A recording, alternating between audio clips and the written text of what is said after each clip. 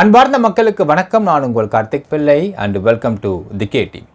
My V3 ads சக்தியானந்தனுடைய bail update என்ன அப்படிங்கிறத பற்றியும், அதே மாதிரி சக்தியானந்தன் பெயிலில் வெளியே வந்துட்டாரு அப்படிங்கிற மாதிரி இன்னும் பல ரூமர்கள் வெளியே பரவிட்டு இருக்கு. அது உண்மையாக பொய்யான்றப்ப டீட்டெயில்டாக பார்க்க போகிறோம் இந்த பதிவில்.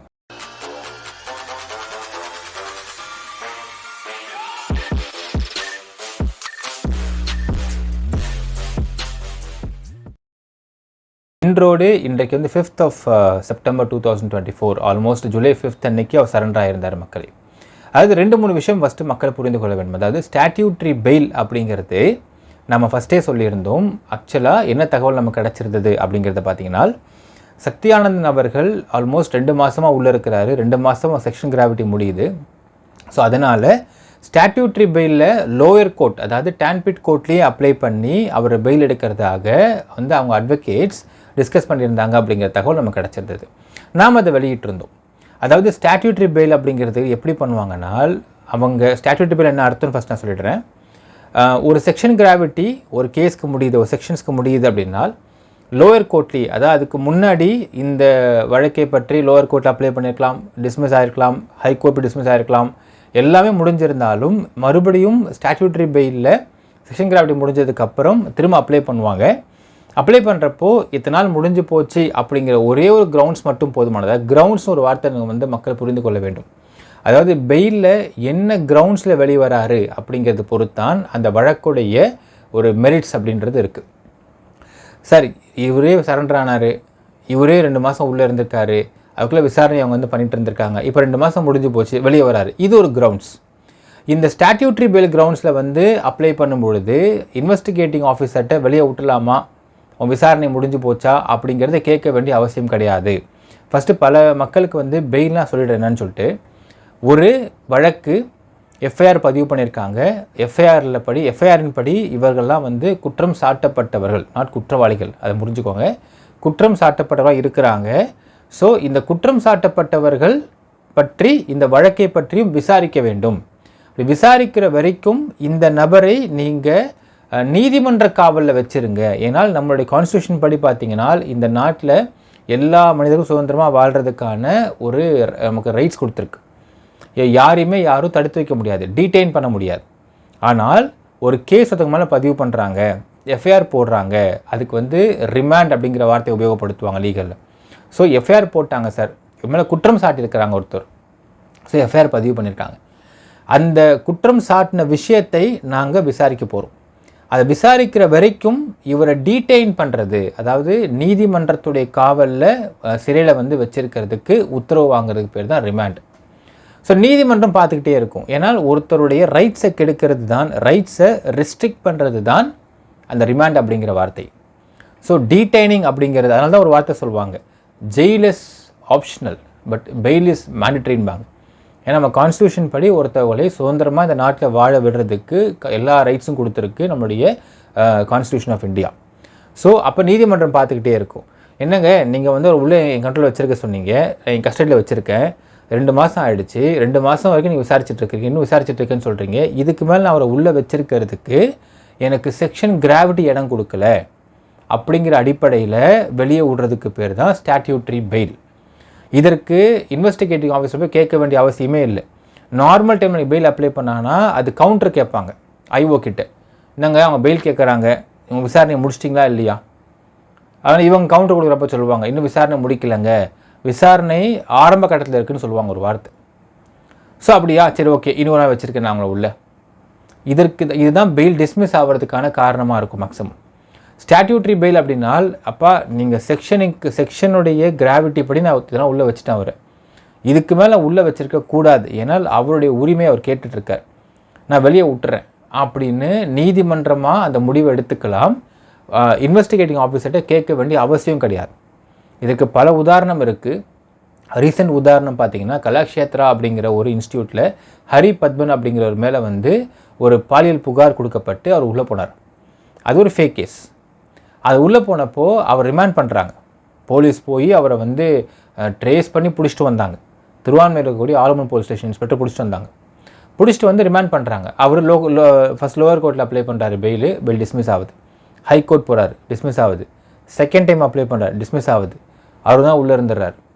60 நாள் கழித்து ஸ்டாட்யூட்ரி பெயிலில் அங்கே லோயர் கோர்ட்டில் ஒரு அப்ளிகேஷனை போடுறாரு. காலைல அப்ளிகேஷன் போடுறாரு, மதியம் ஹியரிங்க்கு வருது. ஸ்டாட்யூட்ரி பெயில் கிரவுண்ட்ஸு ஐஓவெலாம் கேட்கவே இல்லை, பெயில் கொடுத்துட்டாங்க. அடுத்த நாள் வந்து ஷூட்டி நிப்பாட்டி அவர் வெளியே போயிட்டார். இதுதான் நம்ம சொன்னோம், ஸ்டாட்யூட்ரி பெயிலில் இன்றைக்கி போட்டால் நாளைக்கு வெளியே வந்துடலாம் அவங்க ஈஸியாக. இந்த கிரவுண்ட்ஸில் போடுறதா சக்தியானந்தனுக்கு இருந்துச்சு. ஆனால் இந்த ஃப்ராடு பண்ண நல்ல காரியத்தினால அவன் ரிட்டு போட்டிருந்தான். அந்த ரிட்டில் ஹைகோர்ட்டில் ஜெயச்சந்திரன் ஜே அவர்கள் பெஞ்சில் வந்து ஒரு ஆர்டர் வந்துச்சு. அந்த ஆர்டரில் 2500 கோடி வசூல் பண்ணிருக்காங்கன்னு சொல்கிறீங்க, எவ்வளவு மக்களுக்கு கொடுத்துருக்குறாங்க அப்படிங்கிற கேள்வியில் 2190 crores மக்களுக்கு கொடுத்தாச்சு அப்படிங்கிற ஒரு கிரவுண்ட்ஸ் அப்படிங்கிற ஒரு மிக முக்கியமான ஒரு வார்த்தை ஆர்டரில் மென்ஷன் பண்ணிட்டாரு நீதிபதி அவர்கள். இப்போ என்னாச்சுனால் திங்கட்கிழமை அன்னைக்கு லோவர் கோர்ட் ஸ்டாட்யூட்டரி பெயிலில் போடுறதா இருந்த அந்த ஒரு விஷயம் அடுத்தது அன்னைக்கு மதியமே இந்த முடிவுகள் மாறுகின்றது. ஏன் லோயர் கோர்ட்டில் இந்த கிரவுண்ட்ஸில் போடணும்? ஸ்டாட்யூட்டரி கிரவுண்ட்ஸில் போடுறத விட நம்ம மெரிட்ஸில் போட்டு போயிடலாமே. ஏன்னா ஹைகோர்ட்டில் 2500 கோடி ஊழல்னு சொல்லிட்டு இருந்தாங்க ஒரு காலத்தில். இதெல்லாம் போயிட்டு 2500 crores இன்வால்வ்டு ப்ராஜெக்ட்டு, அதில் 2190 கோடி மக்களுக்கு திருப்பி கொடுத்துட்டாங்க, பே அவுட் போட்டாச்சு அப்படிங்கிற ஒரு கிரவுண்ட்ஸ் இருக்குது. அப்போ இங்கே எங்கேருந்து இந்த இடத்துல வந்து ஊழல் இருக்குது, எந்த மோசடி இருக்குது அப்படிங்கிற கேள்வி இருக்குது. அப்போ அந்த கிரவுண்ட்ஸில் நம்ம வந்து பெயில் கேட்டோம்னால் மெரிட்ஸில் பெயிலில் வெளியே வரலாம் அப்படிங்கிற மாதிரி இங்கே முடிவுகள் மாற்றப்பட்டிருக்கு. திங்கட்கிழமை அன்னைக்கு போடவிருந்த ஸ்டாட்யூட்டரி பெயில் அப்படிங்கிறது முடிவு மாறுது, ஹைகோர்ட்டில் போகிறது முடிவு மாறுது. இதை 2 விஷயம் பார்க்கணும் மக்களே. லோயர் கோர்ட்டில் போட்டால் அதை என்டையர் அந்த டீமே வேறு, அட்வொகேட் வேறு, பேப்பர்ஸ் ரெடி பண்ணக்கூடிய டிராஃப்டிங் பேப்பர்ஸ் வேறு, எல்லாமே வேறு. இப்போ ஹைகோர்ட்டில் போடும்பொழுது டிராஃப்டிங் பேப்பர் வேறு, கவுன்சில்ஸ் வேறு. இப்போது முன்னாடி இருந்த மைவி3 வந்து அப்பியரான அந்த அட்வொகேட் இப்போ அப்பியர் ஆகலை. இப்போது உங்களுக்கு மெட்ராஸ் ஹைகோர்ட்லேயே one of the most senior counsel, most known criminal lawyer appear ஆகிறார். அப்போது அவருக்கான டைமிங் ஒன்று இருக்குது. அப்போ ரெடி பண்ணணும், பேப்பர்ஸ் ரெடி பண்ணணும், அதற்கான டைமிங் ஒன்று இருக்குது. இதுதான் நம்ம வந்து செவ்வாய்க்கிழமை போட்டப்போ சொன்னோம், கொஞ்சம் வெயிட் பண்ணுங்க, இன்னும் ஒரு 3-4 நாள் குறைஞ்சபட்சம் ஆகும் நம்ம சொல்லியிருந்தோம். ஏன்னால் ஸ்டாட்யூட்டரி பெயிலில் இம்மீடியட்டாக கிடைக்கும். ஹைகோர்ட்டில் போனால் அதுக்கான ப்ராசஸ் இருக்குது. ஃபஸ்ட்டு ஃபைலிங் பண்ணணும், அப்புறம் லிஸ்டிங் ஆகணும், அப்புறம் காஸ்ட் லிஸ்ட்டில் வரணும், இல்லை ஃபைலிங் நம்பர் ஆகணும், அப்புறம் லிஸ்டிங் ஆகணும், அப்புறம் காஸ்ட் லிஸ்ட்டில் வரணும். இப்போ நீங்கள் முன்னாடி நடந்த மாதிரி தான் கிட்டத்தட்ட வந்து அது ஒரு டைம் எடுத்துக்கும். ஸோ அதனால தான் நாம் சொல்லியிருந்தோம் கொஞ்சம் வெயிட் பண்ணுங்கள். ஏன்னால் இது காஸ்ட் லிஸ்ட்டில் வந்து லிஸ்டிங் ஆகி காஸ்ட் லிஸ்ட்டில் வருதுனால் இந்த காஸ்ட் லிஸ்ட்டோடு வச்சு மக்கள் காட்டலாம் இல்லையா? இந்த பாருங்கப்பா ஹைகோர்ட்டில் வருது உங்கள் ஆல் பெயில் அப்படின்னு காட்டலாம் இல்லையா? அதற்காகத்தான் நம்ம வெயிட் பண்ணிக்கிட்டு இருந்தோம். பட் மக்கள் நிறைய பேர் கேட்க ஆரம்பித்தா இந்த வீடியோ நான் போடுறேன் மக்களே. ஸோ எல்லாத்துக்குமே நம்ம டைம் எடுத்துக்கும். அதாவது இப்போ நிறைய பேர் கேட்கலாம், என்னங்க இவ்வளோ டைம் எடுத்துக்கிறீங்க? ஆக்சுவலாக இன்னும் ஒரு சில ஹியூமரான கால்ஸ் தான் நமக்கு வந்தது. என்னென்னு பார்த்தீங்கன்னா, சார் எங்கள் எப்படி மேலே தப்பு இல்லை சார், ஏன் சார் வெளியே விட்டு போகலாம்ல சார் அவங்க அப்படின்னு கேட்குறீங்க. இது விஜயகாந்த் படமாங்க இது? வந்து ஓய் எங்கள் ஆள் யார் தெரியும்ல அப்படின்னு பேச வெளியே விட்டு போகிறதுக்கு இதுக்குன்னு ஒரு ப்ராசஸ் இருக்குது. நம்ம எல்லாருமே சீரியல்லையும் சினிமாவிலையும் கோர்ட்டை பார்த்து வளர்ந்தவங்க. யுவர் ஆனர் ஐ எம் பேனர்னு பேசினா விட்டுருவாங்களா? இதுக்கான ப்ராசஸ் இருக்குது, இதுக்கு டைம் எடுத்துக்கும். லீகல் அப்படின்னாலே டைம் எடுத்துக்கும். ஸோ நம்ம சிஸ்டம் அப்படி தான் வடிவமைக்கப்பட்டிருக்கு. ஸோ இந்த டைம் யாருக்கு இது புரியும்னு பார்த்தீங்கன்னா, அதாவது இப்போ பார்க்கக்கூடிய உறுப்பினர்கள்லேயே தப்பே பண்ணாமல் ஒரு பொய் வழக்கில் அவங்க ரிமாண்ட் பண்ணப்பட்டு அப்படி ரிமாண்ட் பண்ணி எப்படா பெயில் கிடைக்கும் அப்படின்னு பார்க்குறப்போ அந்த லீகல் அவங்களுக்கு ஒரு டைம் கொடுக்கும் பாருங்கள் அந்த ப்ராசஸில். ஸோ அவங்களுக்கு தான் இப்போ நான் சொல்கிறது தெளிவாக புரியும். ஓகே, லீகல் டைம் எடுத்துக்கும். லோவர் கோர்ட்டில் ஒரு சிஸ்டம் இருக்குது, ஹை கோர்ட்டில் ஒரு சிஸ்டம் இருக்குது. இப்போ அப்பீர் ஆக போகிறது வந்து ஹைகோர்ட்லேயே one of the most senior counsel. இப்போது அவங்களுடைய ஒரு டைமிங் இருக்கும், எல்லாத்துக்குமே ஒரு டைம் எடுத்துக்கும். ஒரு விஷயம் மக்களே, இப்போ நீங்கள் வந்து எந்த அளவுக்கு உங்களுக்கு ஒரு அர்ஜென்சி இருக்கோ, உங்களுடைய நிலைமை புரிஞ்சிக்க முடியுது, உங்களுக்கு எப்போ வெளியே வருவார்ன்ற தேவை இருக்கோ, உங்களை விட 10 மடங்கு 100 மடங்கு 1000 மடங்கு 1,00,000 மடங்கு அவர் வெளியே வர எதிர்பார்த்துட்ருப்பார் சக்தியானந்தன். ஏன்னா இப்போ அவர் இருக்கிறது பார்த்திங்கன்னா புழல் சிறையில் நார்மல் செல்லில் இருக்கார். ஏ கிளாஸ்க்கு போகலை, A+க்கு போகலை, நார்மல் செல்லில் இருக்கார். அவருடைய செல்லில் பார்த்திங்கன்னா குறைஞ்சபட்சம் ஒரு 40 பேர் ஒன்றா இருப்பாங்க. பெட்டு கொடுக்க மாட்டாங்க, டிவி தர மாட்டாங்க, பாய் தர மாட்டாங்க, தலைவாணி தர மாட்டாங்க. சும்மா ஒரு பெட்ஷீட்டு பிரித்து போட்டுட்டு அந்த சும்மா துணியை வச்சு படுத்துக்கணும். இப்படி தான் இருக்கும். குளிக்கிறதுலாம் வந்து காமனாக இருக்கும். பாத்ரூம் போகிறதுக்கு கதவு இருக்கக்கூடாது. குளிக்கிறதுக்கு பாத்ரூம் இருக்கலாம், பாத்ரூம் கதவு இருக்காது. டாய்லெட் போகிறத கதவுலாம் உடஞ்சி கிடக்கும். இந்த மாதிரியான ஒரு உடசல் இடத்துல வாழ்ந்துக்கிட்டு இருப்பார். கூட இருக்கிறவங்களாம் வந்து வல்லாரும் புத்தரும் காந்தியும் கிடையாது. இதில் சில பேர் தப்பு பண்ணாமல் ரிமாண்ட் பண்ணப்பட்டிருப்பாங்க, அவங்க விட்டுருங்க. தப்பு பண்ணுறவங்க ஹேபிச்சுவல் அஃபெண்டர்ஸ் பார்த்திங்கன்னா கொலைகாரங்க இருப்பாங்க, உங்களுக்கு வந்து பிக் பாக்கெட் இருப்பாங்க, ராபரி பண்ணுறவங்க இருப்பாங்க, அட்டெம்ப்ட் மர்டர் கேஸ் இருக்கும், ரெகுலராக வந்து ஜெயிலுக்கு வரக்கூடிய ஆட்கள் இருப்பாங்க, இப்படி நிறைய பேர் இருப்பாங்க. ஸோ இவங்க எல்லாரும் மத்தியிலும் வாழ்ந்துட்டுருப்பார். ஸோ இப்படிப்பட்ட சூழ்நிலை வாழ்ந்துட்டுருப்பார் அவர். உங்களை விட லட்ச மடங்கு எப்போ பெயிலில் வெளியே வரணும்னு எதிர்பார்த்துட்ருப்பார் அவர். அவருக்கு உங்களை விட அதிக அர்ஜென்சி இருக்கும், அதிக எதிர்பார்ப்பு இருக்கும்.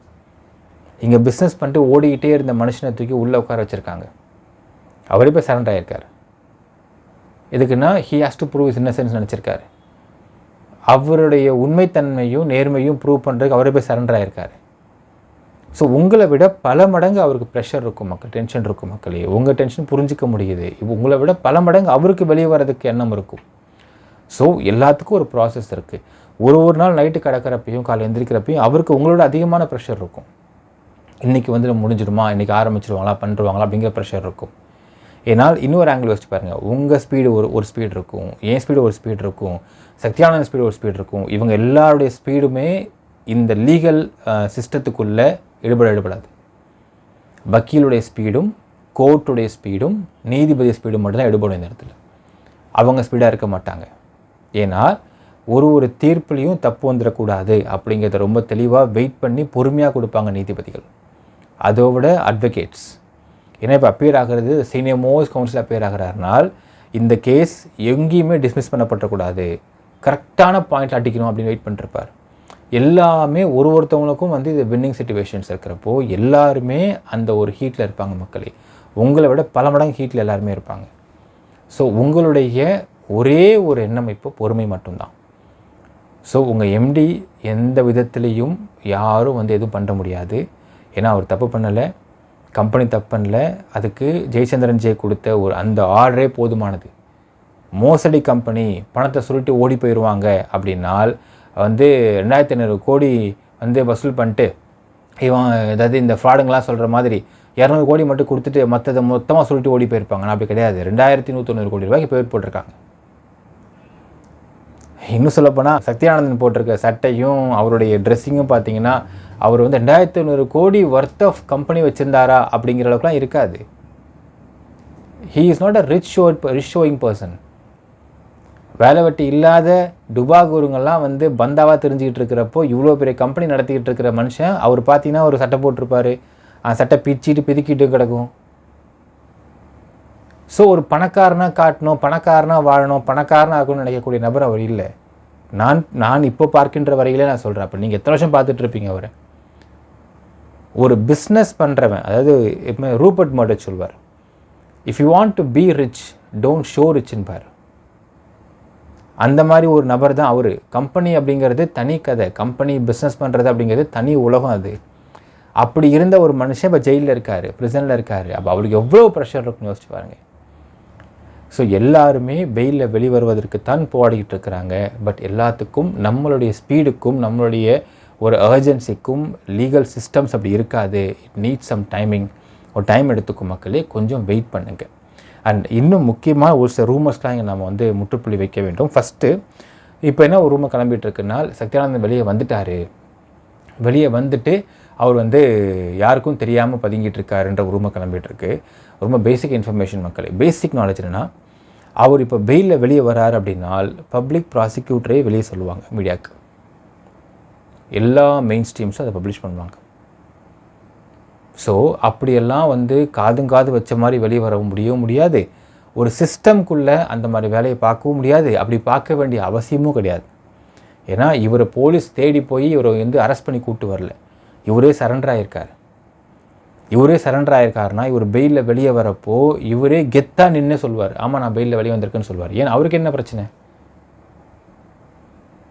ஸோ அதை புரிஞ்சுக்கோங்க மக்களே. இவர் சரண்டர் ஆகிருக்காரு, இவர் வெளியே வந்துட்டு மறைஞ்சிருக்கிற மாதிரியான தகவல்லாம் கிடையாது. அது பக்கா ரூமர். ரெண்டாவது, அக்டோபர் 30 வரைக்கும் உள்ளே இருப்பார், அப்படி தான் வச்சுருப்பாங்க அப்படிங்கிறாரு. ஒரு கொலை வழக்கிற்கே 90 நாளில் வெளியே விட்டுருவாங்க. Murder case, cold blooded murder கேஸுக்கே 90 நாளில் வெளியே விட்டுருவாங்க, வெயிலில் விடுவாங்க. இதை தப்பே இல்லாமல் உள்ளே இருக்கார், அது ஒரு சரண்டர் ஆகிருக்கார் வேறு. ஸோ அப்படிலாம் வந்து அவ்வளோ உள்ளே வச்சுருக்க வேண்டிய முகாந்திரமும் இல்லை, அவசியமும் கிடையாது. அடுத்தது மூணாவது என்னென்னா, ஏதாவது இந்த மைவி3 அட்வொகேட்ஸ் கிட்ட வந்து ஒரு லைவ் போடலாம்ல அப்படின்னு கேட்குறீங்க. ஒரு விஷயம் புரிஞ்சுங்க, அதாவது எல்லாருமே கேட்கல, அதாவது ஒரு சில பேர் கேட்ட தகவல் நமக்கு கிடைக்கிது. நான் அதுக்கு என்ன தெளிவுபடுத்த விரும்புகிறேன்னா, ஏன்னா நிறைய பேர் லீகல் தெரியாது, நான் தெளிவுபடுத்த விரும்புகிறேன். அட்வொகேட்ஸ் 2 விதம் இருப்பாங்க மக்களே. அதாவது நாங்களே மீடியாவில் சொல்லுவோம், சார் கோர்ட்டில் போய் வாதாடுங்க சார், மீடியாலேயே பேசிகிட்டு இருப்பீங்களா நீங்கள், மீடியாலேயே பேசி மீடியாவில் திருப்பி வாங்கிருங்களா நீங்கள் அப்படின்னு நாங்களே நக்கல் பண்ணி பேசிக்கணும் நல்ல அட்வொகேட்ஸ், பல அட்வொகேட்ஸ். அப்படிப்பட்ட அட்வொகேட்ஸை மீடியா மட்டும் கிடையாது, நீதிபதிகளுமே இவர் கோர்ட்டுக்கு அட்வொகேட்டா இல்லை மீடியா அட்வொகேட்டான்னு பிரித்து பார்க்க தெரிஞ்சவங்க. உண்மையாக சொல்கிற மக்களே, மீடியாவில் வந்து சும்மா கண்டமேனிக்கு பேட்டி கொடுத்துக்கிட்டு விளம்பர பிரிவுகளாக இருக்கக்கூடிய அட்வொகேட்ஸ் எல்லாரையுமே கோர்ட்டில் நீதிபதிகள் மதிக்கவே மாட்டாங்க. ஏனால் பிரபலத்துக்காக மட்டுமே இவங்க உட்காந்துட்ருப்பாங்க, பிரபலத்துக்காக மட்டுமே இவங்க கேஸ் போடுவாங்க, பிரபலத்துக்காக மட்டுமே இவங்க வந்து சொல்லுவாங்க. இங்கே ஒரு விஷயம் அப்பேர் ஆகிட்டு வெளியே போயிட்டு மீடியாவை பார்த்ததுமே அது அப்படியே வெவ்வேறு மாதிரி வந்து பெரிய பூஸ்டப்பாக சொல்லுவாங்க. அப்படிங்கிறது எல்லாமே நீதிபதிகளுக்கும் தெரியும். உண்மையாலுமே கோர்ட்டில் உங்களுக்கு கேசஸை ஜெயிக்கக்கூடிய வின்னிங் அட்வொகேட்ஸ், அதாவது வின்னிங் ப்ராபபிலிட்டி அதிகமாக இருக்கக்கூடிய அந்த மாதிரியான ப்ராப்பர் அட்வொகேட்ஸு மீடியா கிட்ட வந்து எதையுமே பேச மாட்டாங்க. மீடியாவை பார்த்தாலுமே இல்லைங்க நான் தகவல் வேணால் கொடுக்குறேன், என்னை எதுவும் ஷூட் பண்ணாதீங்கன்னு சொல்லிட்டு ரொம்ப ஸ்ட்ரிக்டாக சொல்லுவாங்க. அதையும் மீறி ஒரு சில ரொம்ப ரொம்ப ரொம்ப ரொம்ப இம்பார்ட்டன்ட் கேசஸில் அவங்க ஜெயிச்சிருக்காங்க அப்படின்னா கூட வந்து இல்லை பாஸ் எதாக இருந்தாலும் பிபி சொல்வார்னு போயிட்டே இருப்பாங்க. அவங்க முகத்தில் கேமரா வச்சாலே அவங்க திருப்பிட்டு ஓடுவாங்க. ஆனால் அவங்க கோர்ட்டில் பார்த்தீங்கன்னா சிங்கமாக இருப்பாங்க. அவங்களுடைய ஆர்கியூமெண்ட்டோட கெப்பாசிட்டியாக இருக்கட்டும், ஆர்கியூமெண்ட்டோடைய பாயிண்ட்ஸ்லாம் வந்து அவ்வளோ ப்ராப்பராக இருக்கும். நீங்கள் சுப்ரீம் கோர்ட்டில் பல லாயர்ஸ் எடுத்து பாருங்கள், ஹைகோர்ட்டில் முக்கியமாக மெட்ராஸ் ஹைகோர்ட்டில் பல அட்வொகேட்ஸு மீடியா கிட்ட வந்து முகத்தையே காட்டாத பல பேர் இருப்பாங்க. இவங்களாம் யாருங்கன்ற மாதிரி இருக்கும். ஆனால் அவங்களாம் ஒரு கேஸ்க்கு அப்பேர் ஆகிறாங்கன்னா அந்த கேஸில் அவ்வளவு மெரிட்ஸோடு அப்பேர் ஆவாங்க. ஸோ நீங்கள் புரிஞ்சுக்கோங்க மக்களே, எல்லாருமே மீடியாவில் வந்து பேசிகிட்டு இருக்கிற மீடியா ப்ராப்ளத்தை எதிர்பார்க்குறவங்க கிடையாது. அது முக்கியமாக அட்வொகேட் ப்ரொஃபஷன்ஸ் அப்படி கிடையவே கிடையாது. கவர்மெண்ட் ஜாப்ஸில் இருக்கிறவங்க, வந்து போலீஸில் இருக்கிறவங்க, அட்வொகேட்டாக உண்மையாலுமே கோர்ட்டில் மட்டும் வாதாடக்கூடிய எண்ணம் இருக்கிறவங்க. ஏன்னா அவங்களுக்கு ப்ரொஃபஷன் அதுதான் நினைப்பாங்க. இன்ஃபேக்ட் நான் சொல்கிற மக்களே, அட்வொகேட் ஷுட் நாட் அட்வர்டைஸ். டாக்டர்ஸும் அட்வொகேட்ஸும் தன்னுடைய ப்ரொஃபஷனை விளம்பரப்படுத்தவே கூடாதுன்னு ரூலே இருக்குது, லாவே இருக்குது. ஸோ அவங்க வந்து ஒன்ஸ் முகத்தை வெளியே காமிச்சா இவர் தானே அந்த டிவியில் பார்த்தவர் அப்படின்னு ஐடென்டிஃபை பண்ணக்கூடாது அப்படிங்கிறது ரொம்ப தீவிரமாக இருப்பாங்க. ஏன்னா இதெல்லாம் ஜட்ஜஸ்க்கு முன்னாடி அவங்களுடைய மெரிட் பாயிண்ட்டை குறைச்சுன்னு நினைப்பாங்க. ஸோ இப்போ அப்பீர் ஆக போகிற ஒரு மைவி3 ஆர்ட்ஸ்க்கு வந்து one of the senior most counsel, one of the Madras ஹைகோர்ட்டுடைய டாப் கிரிமினல் லாயர் அவர். ஸோ அவர் அப்பீர் ஆகிறாரு. அப்படியே மைக்கை நிப்பாட்டிட்டு சார் சொல்லுங்கள் சார் கேட்க முடியாது பாஸ், நான் வந்து அவுட் ஆஃப் த கேமரா சொல்கிறேன் பாஸ்ன்பாங்க. மைக்கை நீட்டுறாதீங்க பாஸ் அப்படிம்பாங்க. இதெல்லாம் அவங்களுடைய கிரெடிபிலிட்டிக்கான ஒரு வேல்யூட திங்ஸாக இருக்கும். ஸோ இதெல்லாம் வந்து ஒரு விஷயங்கள் தெரியாத மக்கள் சொல்லக்கூடிய இல்லை கேட்கக்கூடிய கேள்வி நம்ம புரிஞ்சிக்க முடியுது மக்களே. பட் இதெல்லாமே ரூமர்ஸ் தான். உங்கள் எம்டி எந்த ஒரு சிக்கலும் உங்கள் எம்டி மேலே கிடையாது. அவரை உள்ளேலாம் வச்சுருக்க முடியாது, வச்சுருக்கவும் மாட்டாங்க.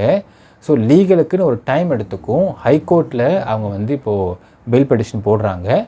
எல்லாத்துக்கும் மேலே நான் என்ன வெயிட் பண்ணிட்டு இருந்தோம்னால், இந்த பெயில் பெட்டிஷன் போட்டு இது வந்து உள்ள அப்ளிகேஷன் உள்ளே போய் இதுக்கான ஃபைலிங் நம்பர் வந்துட்டு அப்புறம் ஹியரிங் வரும், காஸ்ட் லிஸ்ட் வரும். நான் அடுத்த வீடியோ காஸ்ட் லிஸ்ட்டோடு நான் உங்களுக்கு வீடியோ போடுற மக்களே, கொஞ்சம் பொறுமையாக இருங்க. பொறுமை மட்டும்தான் இங்கே தேவை.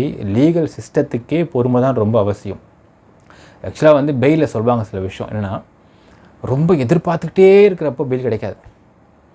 அப்படி என்னடா இது வரட்டுன்னு பார்த்தா டக்குன்னு பெயில் கிடச்சிரும்.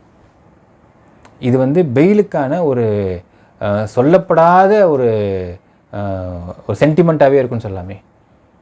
ஸோ கொஞ்சம் வெயிட் பண்ணுங்கள் மக்களே, நிச்சயமாக பெயில் அவர் வெளியே வருவார். எல்லாத்துக்குமே இட் நீட் சம் டைம். என்ன நினைக்கிறீங்கன்றது கமெண்ட்டில் மென்ஷன் பண்ணுங்கள். நன்றி, வணக்கம்.